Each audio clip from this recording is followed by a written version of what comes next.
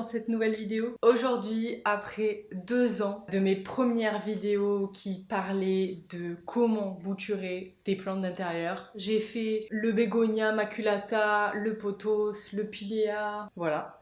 Eh bien, je reviens avec une vidéo tuto très courte pour pouvoir vous expliquer comment on fait pour bouturer un Rhaphidophora tetrasperma, encore appelé Monstera minima. Donc il y aura de la voix off, il y aura des face cam, parce qu'enfin 2 ans après, je suis ok avec les face cam. Donc rebonjour à tous ceux qui m'ont vu précédemment juste avec mes petites mains.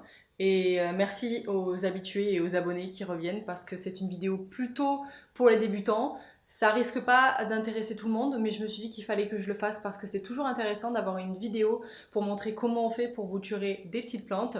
Ici, on va venir bouturer donc cette plante-là qui est jusqu'au plafond. Yes, voilà, parce qu'il est temps de la bouturer et il est temps de l'aider à la faire ramifier aussi. Donc on va voir ça, on va couper et je vais vous expliquer un petit peu les différentes étapes. Alors là, ce qui est rigolo, c'est que vous êtes vraiment la tête en haut et moi je vous vois d'en bas. Donc ici, on va venir tailler cette petite plante. Je pense que je vais venir la tailler beaucoup plus bas et que je vous montrerai, mais d'abord je vais venir décrocher tout ce qu'il y a en haut et doucement parce qu'effectivement cette plante s'est accrochée petit à petit au mur. Hop, voilà. Je vais faire une première coupe. Voilà pour tout ça. Je le descends, je vous montrerai en bas, mais j'ai taillé tout ça déjà. Alors, pour vous expliquer simplement, il y a un tronc qui n'est pas accroché au plafond. Là, vous avez la tige principale. Et ici, à chaque fois, en dessous des feuilles, il y a des racines aériennes. Je vous les montrerai de plus près. Et en fait, le but, c'est de venir couper entre les deux à chaque fois. En dessous ici, il y aura un départ de nouvelles feuilles parce qu'en fait, tailler la plante, ça lui permet de la faire ramifier. Et nous, on va pouvoir venir mettre cette petite racine en eau juste après. Je pense que je vais venir couper un peu plus bas, à cet endroit-là. Actuellement, nous avons toutes les boutures que j'ai coupées sur mon Rhaphidophora tetrasperma. On va d'abord s'occuper de la plus petite. Comme ça, je vais pouvoir vous montrer aussi comment ça se passe au niveau de la taille. Le plus important ici, c'est de comprendre comment ça fonctionne. À chaque fois ici sur le tronc, vous avez une feuille et un début de racine. Ça fonctionne comme ça à chaque fois. À chaque fois qu'il y a une feuille, il y a un potentiel départ de racines. C'est pour ça que le fait de couper entre les deux à chaque fois, ça permet de faire raciner en dessous. Forcément, la plante, elle est comme ça, dans ce sens-là. Donc nous, on va la mettre dans l'eau, dans ce sens-là aussi. Ok, c'est logique. La seule chose, c'est qu'en fait, la petite feuille qui se retrouve au niveau de la racine, il faut la supprimer parce que c'est une feuille qui a tendance à faire pourrir le tronc, parce que du coup, il y a une tige qui est en eau et elle ne devrait pas l'être. Donc la feuille qui est à chaque fois proche de la racine que l'on veut mettre en eau, il faut la supprimer. Donc on l'enlève. Voilà. Donc ça, éventuellement, je pourrais le mettre en eau comme ça, et il y aurait ici un système racinaire qui pourrait en découler. Ok ? Ensuite, moi ce que je vais faire, c'est que je vais le couper en deux, parce que avec la longueur de tige que j'ai, je peux faire 2 boutures. Je vais venir couper ici, en dessous de cette racine-là. Ici, comme ça, je vais pouvoir mettre en eau de cette façon. Ici, ça va pouvoir raciner de ce côté-là, et cette feuille va pouvoir continuer de pousser.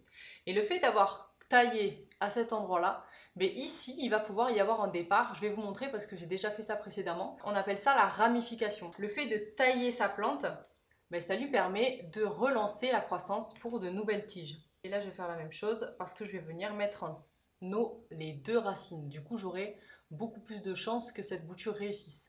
Plus vous avez de troncs futurs en eau, plus ça peut marcher vite. Donc malheureusement, ces petites feuilles, elles sont supprimées, même si elles sont très belles, mais elles ne permettront pas à la plante de faire des belles feuilles. Ici, je peux vous montrer l'exemple d'une bouture que j'ai déjà fait raciner il y a longtemps. Et en fait, ça a déjà ramifié à cet endroit-là, juste en dessous, à l'endroit où j'ai coupé. Voilà, on voit le tout petit départ. C'est subtil, hein, parce que ça commence comme ça. Et après, vous avez une tige comme celle-ci, en fait, qui va venir pousser au même endroit ici. Ça fait se multiplier par 2 la plante, en fait.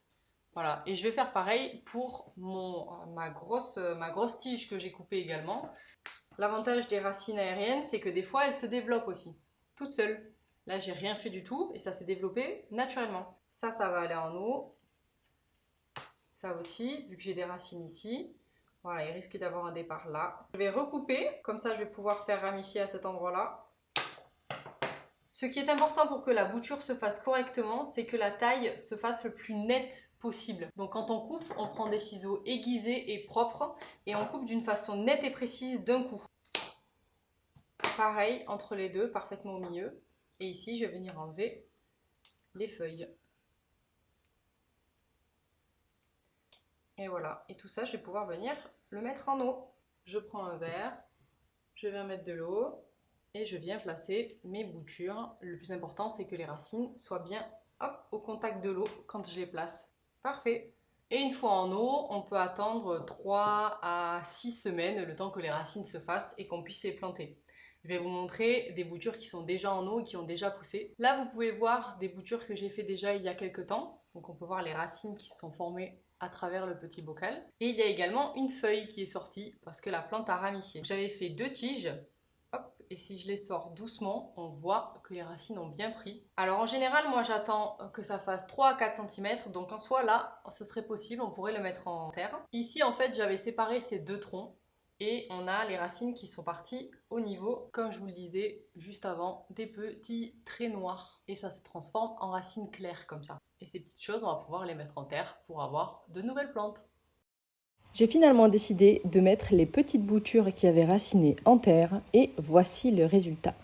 J'espère que cette petite vidéo tuto vous aura plu. N'hésitez pas à commenter si c'est le cas et à liker la vidéo. Et on se retrouve à la prochaine pour une nouvelle vidéo. Salut!